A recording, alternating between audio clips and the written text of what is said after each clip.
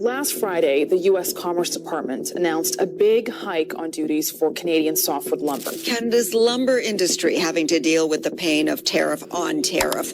A 10% hike on an existing 35% tariff, plus a brand new 25% tax on finished wood products. A tremendous tariff on lumber and things as such, and yet we don't need their lumber. We have more lumber than they do. We don't need Canada. Washington expected tariffs to hurt Canada's lumber industry.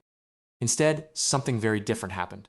Canadian lumber companies quickly found new buyers in other countries, turning a trade barrier into a new opportunity. As exports started moving to other markets, concerns began growing inside the United States. Industry leaders warned that the real cost of this strategy could end up hurting Americans much more than expected. The Trump administration ordered a new investigation into lumber import. This move came on top of existing countervailing and anti-dumping duties that had already been in place for years. In August 2024, the United States increased tariff rates on Canadian softwood lumber from 8.5% to 14.54% after completing its administrative review. The March 2025 investigation showed that Washington planned to go even further. What happened next was not what the people who designed the tariffs expected. Canadian lumber producers started redirecting more exports to buyers in Europe. The business case for doing this was strong enough that the National Association of Homebuilders in Washington was publicly warning about the effects on the domestic market before the investigation had even finished its first preliminary review. The softwood lumber dispute between Canada and the United States is the longest-running and most heavily argued trade conflict in North America. It began in 1982 when the American lumber industry asked the U.S. Department of Commerce to place countervailing duties on Canadian lumber imports. The main argument has stayed the same for more than 40 years. Most Canadian forests are owned by provincial governments, and the stumpage fees charged for harvesting timber are set by government systems rather than through open auctions. American lumber companies argue that these lower-than-market stumpage fees act as a government subsidy. They say this allows Canadian producers to sell lumber at lower prices than American competitors. Canadian governments and lumber companies have consistently disagreed with that claim. They argue that their stumpage systems help many different industries and therefore do not meet the specific conditions required under U.S. trade law before countervailing duties can be applied. The dispute has gone through 4 major rounds, often called Lumber 1 through Lumber 4. These rounds produce countervailing duties, anti-dumping duties, World Trade Organization rulings, NAFTA panel decisions, London Court of International Arbitration cases, and a bilateral softwood lumber agreement in 2006. That agreement remained in place until 2015. Since the agreement expired, the two countries have not been able to negotiate a replacement. In 2017, the United States placed new duties of up to 24% on most Canadian lumber. In November 2021, the United States doubled those duties.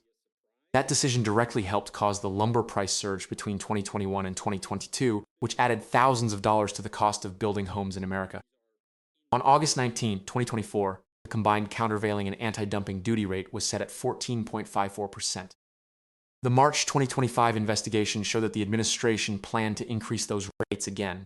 The public statement released by the National Association of Home Builders after the February 2025 tariff action clearly explained the concerns of the American housing industry. The association directly stated that tariffs on lumber imports would increase the cost of building homes.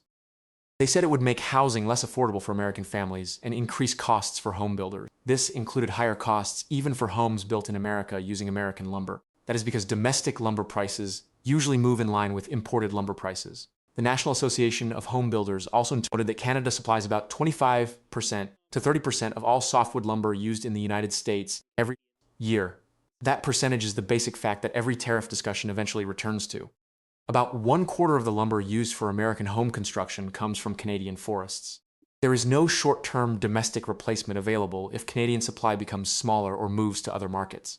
An analysis from Ohio State University's Department of Agricultural, Environmental, and Development Economics carefully explained how tariffs affect housing prices. In a typical wood frame house in the United States, lumber makes up about 20% to 25% of total material costs. When tariffs increase lumber prices, construction costs rise directly. When construction costs rise, home prices also rise in a housing market that is already struggling with affordability. The analysis found that every percentage increase in lumber costs caused by tariffs adds measurable costs to the price of new homes. Those extra costs are paid entirely by American buyers rather than Canadian lumber producers. Canada's response to the continuing tariff pressure has been market diversification. This shift was documented in March 2025. Tariffs may speed up the Canadian lumber industry's move away from the United States and toward new international markets. Canadian companies have been actively searching for buyers in Europe and other regions. Canadian producers are not leaving the American market completely. The United States remains the largest single buyer of Canadian softwood lumber by a wide margin. However, Canadian companies are steadily reducing the percentage of their total production that depends on exports moving south into the American market.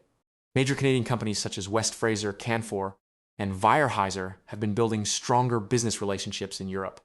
They have also been exploring new shipping routes across the Atlantic Ocean. The business reason for doing this is simple.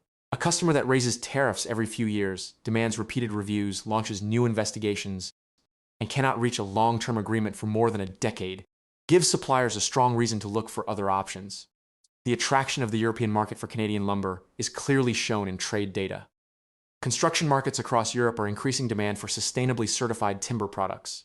This includes cross-laminated timber, glued laminated beams, and mass timber panels. Building regulations are pushing construction companies away from carbon-heavy materials such as steel and concrete. Canadian lumber operations are certified under the Forest Stewardship Council and Sustainable Forestry Initiative systems.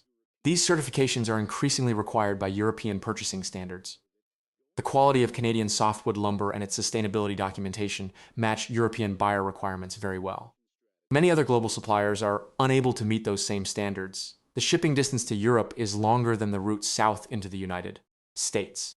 However, port expansion projects on Canada's east coast and investments in transatlantic shipping infrastructure are reducing the difference in transportation costs. The leverage issue is the part that gained the most attention in Washington. The entire negotiating structure of the lumber dispute has been based on the belief that Canadian producers need access to the American market more than American builders need Canadian lumber. This imbalance has allowed Washington to impose duties, launch investigations, and avoid negotiating a permanent agreement for more than 10 years. At the same time, American policymakers have not faced commercial consequences equal to the costs imposed on Canadian producers. Every lumber contract signed with a European buyer reduces that imbalance. Every shipment that travels east instead of south is a shipment that cannot simply be redirected back to American buyers because Washington offers slightly better tariff conditions. Supply chains, transportation systems, and business partnerships built in European markets do not disappear when American trade policy changes. The 2024 tariff increased to 14. 54% was the largest rate increase produced by a single administrative review since the dispute entered its post-2015 period. The March 2025 investigation showed that the current administration tended to push tariff rates even higher. Even so, the National Association of Homebuilders, the National Association of Realtors, and the American Wood Council all publicly opposed further escalation of the tariffs.